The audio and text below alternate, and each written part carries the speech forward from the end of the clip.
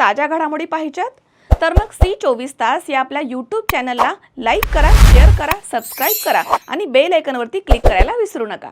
कृष्णाचा अवतार असल्याचे भासवून व्यवसायामध्ये वृद्धी करून देण्याचा आमिष दाखवून नेवासा येथील एका कापड व्यावसायिकाची फसवणूक करून नाशिकचा स्वयंघोषित कॅप्टन भोंदू अशोक खरात यांना लुटल्याचा प्रकार समोर आलाय।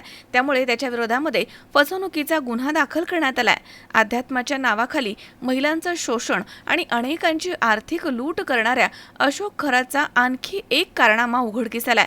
डिसेंबर 2022 मध्ये व्यवसायामध्ये वृद्धी करून देण्याचं आमिष दाखवून कापड विक्रेत्या पती पत्नीची फसवणूक केल्याप्रकरणी नाशिकच्या सरकारवाडा पोलीस ठाण्यामध्ये अशोक खराच्या विरोधामध्ये गुन्हा दाखल करण्यात आला आहे। नेवासा येथील व्यावसायिकाची आर्थिक फसवणूक केल्याप्रकरणी शुक्रवारी 27 मार्च रोजी रात्री उशिरा सरकारवाडा पोलीस ठाण्यामध्ये अशोक खरात याच्या विरोधामध्ये गुन्हा दाखल झालाय। अहिल्यानगर जिल्ह्यामधील नेवासा येथील राजेंद्र नानासाहेब भागवत या व्यावसायिकाला व्यवसाय वृद्धीसाठी रत्न, खडे आणि बनावट अंगठी देऊन लाखोंची फसवणूक केल्याप्रकरणी भोंदू अशोक खरात विरोधामध्ये गुन्हा दाखल करण्यात आलाय। फिर्यादीकडील 20 ग्रॅम वजनाची सोन्याची अंगठी स्वतः जवळ ठेवून त्याला पितळी धातूच्या अंगठीमध्ये पुष्कराज आणि हिऱ्याचे रत्न देऊन 2,62,000 रुपयांची फसवणूक केल्याप्रकरणी गुन्हा दाखल झालाय। 75,000 रुपयांचा पुष्कराज रत्न त्यानं तक्रारदाराला विकला, तसेच तक्रारदारकडनं 2 सोन्याच्या अंगठ्या अशोक खरातनं घेतल्या आणि रत्नजडित अंगठीच्या नावाखाली बनावट अंगठी देऊन फसवणूक केली आहे, असे सरकारवाडा पोलीस ठाण्यामध्ये दिलेल्या निवेदनात म्हटलंय। माझं नाव राजेंद्र भागवत आहे। मी नेवासा येथे माझे एक कपडा व्यावसायिक म्हणून काम करतो मी या ठिकाणी। मी डिसेंबर 2022 मध्ये खरात यांच्या उकस लँड डेव्हलपर्स ऑफिसमध्ये गेलो होतो। तर त्यावेळेस त्यांच्याकडे गेला असता त्या ठिकाणी माझ्या काही आयुष्यात थोडीफार चढ उतार येत होते। मी सर्जेनी त्या ठिकाणी त्यांच्याकडे गेलो होतो। त्यांना ते सगळं काही सुचवलं। सांगितल्यानंतर मला त्यांनी काही रत्न सांगितले होते की जे तुम्हाला एक सोन्याच्या अंगठीमध्ये परिधान करावं लागतील।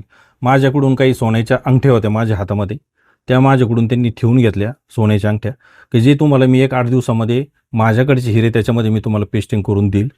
आणि मला ते साधारण 3 रत्न त्यांनी 2,62,000 रुपयाच्यामध्ये आमचं ते ठरलेले होते। त्या पहिल्या दिवशी माझ्याकडून त्यांनी 1 लाख म्हणून आगाऊ स्वरूपात घेतलेले होते। 1 लाख रुपये त्यांना दिल्यानंतर मला त्यांनी 5-6 दिवसानंतर फोन करून सांगितलं की तुमची अंगठी तयार आहे, तुम्ही उर्वरित पैसे घेऊन या आणि तेवढी ती अंगठी घेऊन जा। मी जातेवेळी मी एक चेकबुक सोबत घेऊन गेलो होतो। मी चेकमध्ये त्यांना 1,62,000 रुपयाची अमाऊंट देऊ करण्यासाठी त्यांना चेक दिल्यानंतर त्यांनी मला सांगितलं कुठल्याही प्रकारचं RTGS असू द्या, इंटरनेट बँकिंगच्या माध्यमातून असू द्या, आम्ही पेमेंट घेणार नाही, चेकच्या स्वरूपात घेणार नाही, मला रोख या ठिकाणी पैसे लागतील। माझ्या खिशातले काही व्यवसायातले जे काही पैसे असतील आणि माझे मित्र होते माझ्यासोबत, त्यांच्याकडून काही उसने पैसे घेऊन त्या ठिकाणी त्यांना 1,62,000 रुपये मी त्या दिवशी रोख स्वरूपात दिलेले आहे। नाही, 17 मार्चला कॅप्टन खरात विरोधांमध्ये गुन्हा दाखल झाला। लैंगिक शोषणाचा असू द्या किंवा आर्थिक फसवणुकीचा गुन्हा त्यांच्यावर दाखल झाला। गुन्हा दाखल झाल्यानंतर मलाही शंका आली की त्यांनी मला जे काही रत्न दिलेले असतील, मी माझ्या सोन्याच्या अंगठ्या त्यांना त्या ठिकाणी रत्न टाकण्यासाठी दिलेल्या होत्या, ते सोन्याही आणि ती रत्नही कदाचित खोटं असू शकतं अशी शंका मला आली।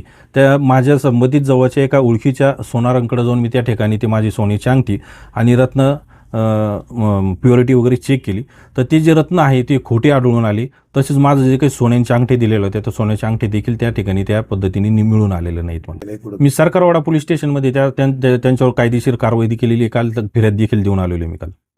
आपल्या महाराष्ट्रामध्ये बऱ्याच अनेक पिढ्यानपिढ्या ज्या गोष्टी सुरू आहेत, आपण श्रद्धेने भक्तीने ज्या ठिकाणी गेलोय जातोय तर असे अनुचित प्रकार त्या ठिकाणी घडत असतात। मला लोकांना सांगणं आहे, सर्वसामान्य कुटुंबातील लोकांना सांगणं आहे की तुम्हाला कुठल्याही प्रकारचे रत्न घेण्याचे असतील तर तुमच्या ओळखीच्या सोनारांकडे जाऊन त्याची सगळ्यात महत्त्वाची प्युरिटी चेक करा आणि मगच तुम्ही ते खरेदी करा, अशी माझी सर्वसामान्य लोकांना विनंती आहे। शंकर नाबदे, C24 तास, नेवासा।